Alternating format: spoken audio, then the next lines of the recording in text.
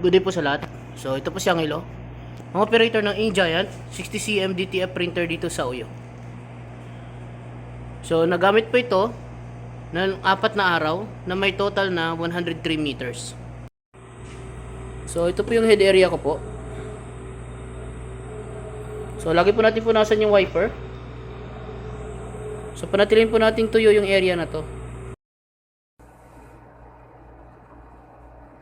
So after natin ma-on yung printer, so magki-cleaning po ako. Gamit ko po na mode sa cleaning ay normal. So after natin mag-cleaning, magna-nozzle test po tayo. So i-check po natin yung mga nozzle kung buo po. So pag nakita na po natin buo, pwede na po tayo mag-start sa printing. So nandito po yung waste tank ko. So kaka-dispose lang. So dito yung AVR saka yung ground. So yung ink level naman po, so ay tama lang. So dako naman tayo sa mga na-consume ko. So last week, nag-consume po ako ng isang white ink at isang pack ng white powder. So dako naman tayo sa output.